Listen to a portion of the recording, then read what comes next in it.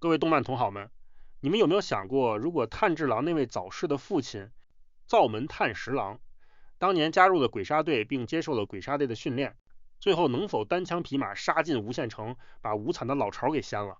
能不能终结这场千年的噩梦？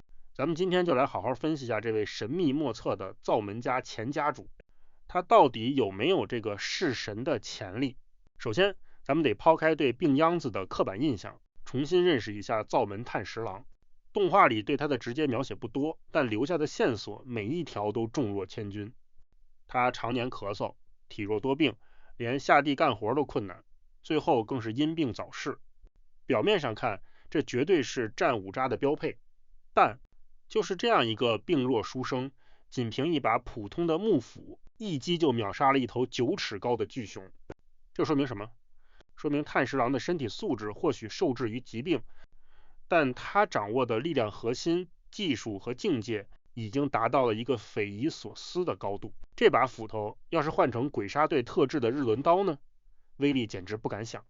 而炭十郎掌握的技术正是鬼灭世界观的战力天花板——日之呼吸。没错，就是炭治郎在用的火之神神乐的完整版、正统版。炭治郎在故事里是历经磨难，不断挖掘祖传技艺，才逐渐拼凑和掌握日之呼吸的招式。但炭十郎不同，他就是这套呼吸法的传承者。就算他现在用不了第13型，但在与鬼的战斗过程中，他也必然能领悟第13型。毕竟炭治郎能做到，他爸怎么不能？想想看，炭治郎后期掌握这招后，战斗力飙升到什么地步？而作为其父，炭十郎对日之呼吸的理解和运用只会更加精深，更加圆融。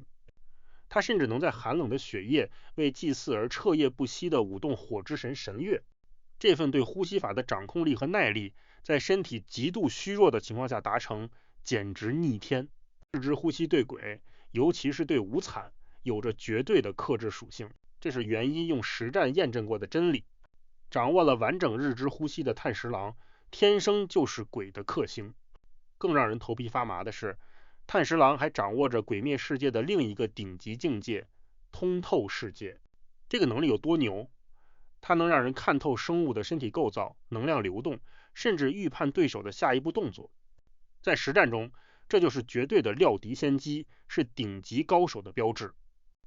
他也是鬼杀队体系外唯一确认掌握通透世界的人类。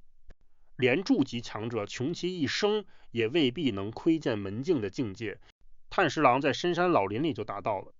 想想炭治郎在开启通透世界后对战无惨时的表现，那种洞悉一切、从容应对的感觉。炭十郎拥有同样的眼睛，甚至可能因为更早掌握，看得更透更远。这双眼睛在混乱复杂、机关重重的无限城里，简直就是导航仪加透视挂。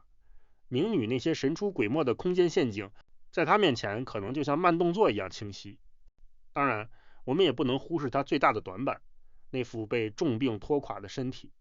咳血、乏力、行动受限，这确实是巨大的劣势。长期高强度的战斗，他可能支撑不住。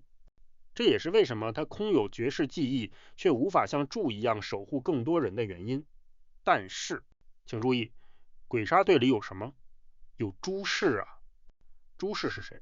他是数百年来最顶尖的鬼医，对生物医学的理解远超时代。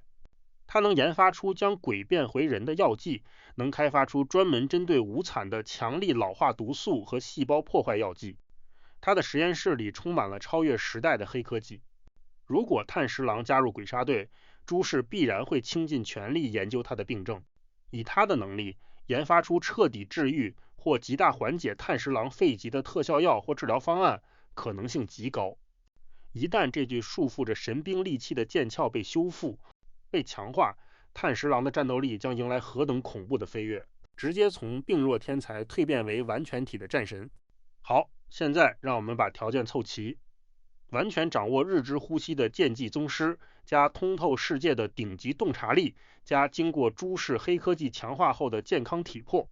这样一位剑士独自踏入无限城，他的胜算有多大呢？复杂多变的空间由明女操控，确实棘手，但通透世界能极大程度地看穿空间变化的规律，预判危险。日之呼吸强大的范围攻击，非常适合清理杂兵和应对围攻。其连绵不绝的第13型更是持久战的利器。只要不陷入明女无休止的放风筝战术，以炭十郎的境界和速度，配合通透的预判，打败乙女轻而易举。至于上弦之一黑死谋嘛，当年就是被掌握日之呼吸和通透的元一碾压式击败的。炭十郎可能是元一之后最接近其境界的人，他的日之呼吸同样能对鬼造成不可逆的毁灭伤害，即使强如上弦之三一窝座，在绝对的力量和克制面前也难以抵挡。炭十郎不需要像柱们那样合作和打车轮战，他可能拥有单点突破、快速斩杀上弦顶级战力的能力，关键在于能否不被多个上弦同时缠住消耗。来到鬼舞持无惨了，他的再生能力、多形态变化、触手攻击、血鬼术释放的剧毒都极其恐怖。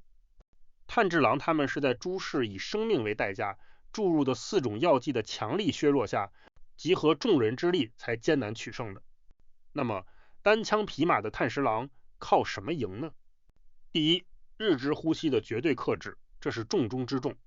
元一当年就差点单杀了全盛期的无惨。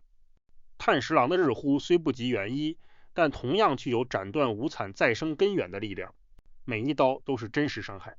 第二，通透世界的绝对洞察，他能看穿无惨的能量核心、再生节点、攻击轨迹。无惨的速度和变化在通透面前会大打折扣，让炭十郎能精准命中要害，规避致命攻击。第三，鹤刀，既然鬼杀队的柱们能开鹤刀，那以炭十郎这个天才的能力，开个鹤刀也不难吧。第四，诸氏的药，即使炭十郎独自进入，诸氏也完全可以提前为他准备一些针对无惨的特效药、解毒剂或者强化药剂，这将成为他的隐藏王牌。还有最后最重要是无惨的 PTSD， 无惨对日呼传承者的恐惧是刻在 DNA 里的。面对一个健康、强大、眼神如同当年猿一般通透的炭十郎，无惨很可能未战先怯，实力发挥打折扣。这种心理战优势不容忽视。所以结论来了，综合所有因素，如果条件完全成立，炭十郎成功加入鬼杀队经受磨砺，诸氏妙手回春根治其病，他带着健康的身体和通透的境界，握着日轮刀踏入无限城，那么他独自一人通关无限城，最终斩杀鬼舞之无惨的可能性是相当大的，保守估计也在70%以上。他拥有克制无惨的最强武器，看穿一切的眼睛，以及弥补了最大短板后所能爆发出的足以比肩上弦乃至超越筑级的恐怖实力。他不需要队友掩护，他自己就是一支军队，一把直刺鬼王心脏的利刃。他可能会经历苦战，可能会伤痕累累，但胜利的天平很大概率会向他倾斜。